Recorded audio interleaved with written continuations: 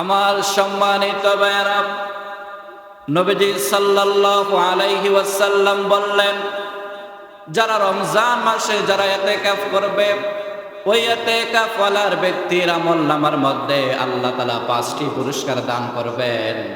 তার মধ্যে থেকে 1 নম্বর হলো, যারা রমজান মাসের মধ্যে শেষ দশকে যারা ইতিকাফ করবে, নবীজি সাল্লাল্লাহু আলাইহি ওয়াসাল্লাম তিনি বলেন, যারা আল্লাহর ঘরের মধ্যে ইতিকাফ করবে, আল্লাহ পাক ওই ইতিকাফ ওয়ালার বান্দার কাছ থেকে জাহান্নামটাকে 3 খণ্ডক পর্যন্ত দূরে সরাইয়া দিবেন। জোরে জোরে বলি সুবহানাল্লাহ। সাহাবীরা বলে, ইয়া রাসূলুল্লাহ, ইয়া হাবিবাল্লাহ, 3 খণ্ডক কি? বুঝতে পারলাম না, আপনি আমাদেরকে একটু ব্যাখ্যা দিয়ে বলেন। নবীজি বললেন, শোনো শোনো, 1 খণ্ড হলো আসমান থেকে শুরু করে জমিন পর্যন্ত যত দূরত্ব রয়েছে, এই 1 খণ্ড।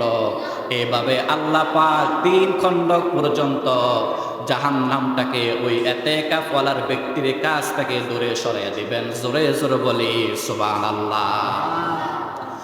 নবীজি সাল্লাল্লাহু আলাইহি ওয়াসাল্লাম বললেন, দ্বিতীয় নাম্বার হলো, যারা ইতিকাফ করবে, ওই ইতিকাফ ওয়ালার আমলনামা, বান্দার আমলনামার মধ্যে আল্লাহ তাআলা 2টা কবুল হজের সওয়াব এবং 2টা উমরার সওয়াব ওই বান্দার আমলনামার মধ্যে দান করবেন। জোরে বলি সুবহানাল্লাহ। নবীজি সাল্লাল্লাহু আলাইহি ওয়াসাল্লাম বললেন, যারা আল্লাহর ঘরের মধ্যে হজ করে, সেই হজ আল্লাহ তাআলার কাছে কবুল হতে পারে কিংবা না হতে পারে, কিন্তু আল্লাহর ঘরের মধ্যে যারা ইতিকাফ করবে, নবীজি সাল্লাল্লাহু আলাইহি ওয়াসাল্লাম বললেন, ওই বান্দার আমলনামার মধ্যে আল্লাহ তাআলা 2টা কবুল হজের সওয়াব এবং 2টা উমরার সওয়াব ওই বান্দার আমলনামার মধ্যে দান করবেন। জোরে জোরে বলি সুবহানাল্লাহ।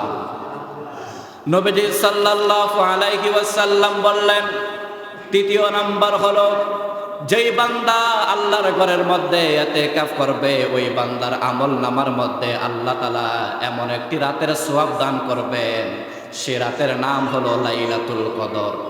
রমজান মাসের মধ্যে এমন একটি রাত আছে, ওই রাতের নাম হলো লাইলাতুল কদর। যে ব্যক্তি ইতিকাফ করবে, ওই ইতিকাফ ওয়ালার বান্দার আমলনামার মধ্যে লাইলাতুল কদরের সওয়াব ওই বান্দার আমলনামার মধ্যে দান করবেন। জোরে বলি সুবহানাল্লাহ।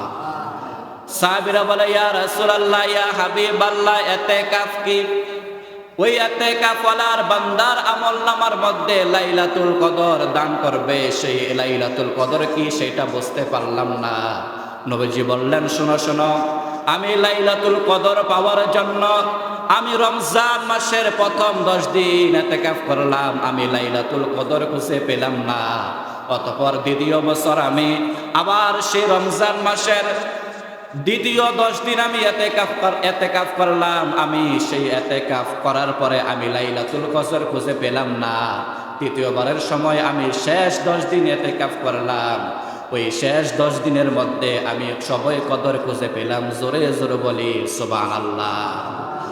নবীজি সাল্লাল্লাহু আলাইহি ওয়াসাল্লাম বলেন, যারা রমজান মাসের শেষ দশকে যারা ইতিকাফ করবে, তাহলে তার আমলনামার মধ্যে, ওই বান্দার আমলনামার মধ্যে আল্লাহ তাআলা লাইলাতুল কদরের সওয়াব ওই বান্দার আমলনামার মধ্যে দান করবেন। জোরে জোরে বলি সুবহানাল্লাহ। নবীজি সাল্লাল্লাহু আলাইহি ওয়াসাল্লাম বললেন, 4 নাম্বার হলো, এই মহল্লার মধ্যে যত মানুষ আছে, সমস্ত মানুষ যদি আমল করে, তাদের আমলনামা থেকে কিছু আমলনামা ওই ইতিকাফ ওয়ালার বান্দার আমলনামার মধ্যে কিছু আমলনামা লিখে দিবেন। জোরে জোরে বলি সুবহানাল্লাহ। ধরেন আপনি আমি আমল করলাম, আমরা মহল্লাবাসী সবাই যে আমল করলাম, ওই আমল থেকে আল্লাহ পাক কিছু আমলকে পার্সেন্ট করে আল্লাহ পাক ওই বান্দার আমলনামার মধ্যে লিখে দিবেন। যেই বান্দা আল্লাহর ঘরের মধ্যে ইতিকাফ করবে, ওই বান্দার আমলনামার মধ্যে আল্লাহ পাক আমাদের সকলের আমল থেকে কিছু আমল আল্লাহ পাক ওই বান্দার আমলনামার মধ্যে লিখে দিবেন। জোরে বলি সুবহানাল্লাহ। কেন? একটা মহল্লার মধ্যে সমস্ত মানুষের হক হচ্ছে ইতিকাফ, সমস্ত মহল্লাবাসীর হক হচ্ছে কি করা? ইতিকাফ করা। তো সমস্ত মহল্লাবাসী এই এতেকাফ করতে পারে না, আমাদের সমস্ত মানুষের দায়ভার নিয়ে কয়েকজন মানুষ এতেকাফ করে।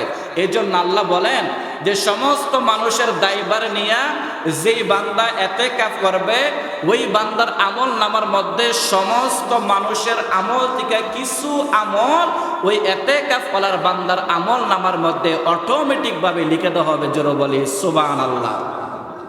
নবীজি সাল্লাল্লাহু আলাইহি ওয়াসাল্লাম 5 নম্বরের মধ্যে বলেন, যারা ইতিকাফ করবে, ইতিকাফ করার শেষ করার পরে ঈদের সময় যদি ওই বান্দা মসজিদ থেকে বের হওয়ার সময় যদি ওই বান্দা আল্লাহর কাছে খাস করে তওবা করতে পারে, খালেস নিয়তে তওবা করতে পারে, তাহলে আল্লাহ রাব্বুল আলামিন বলেন ওই বান্দার সমস্ত পূর্বের সমস্ত গুনাহগুলোকে আল্লাহ তাআলা শিশু বাচ্চার মতো ক্ষমা করে দিবেন।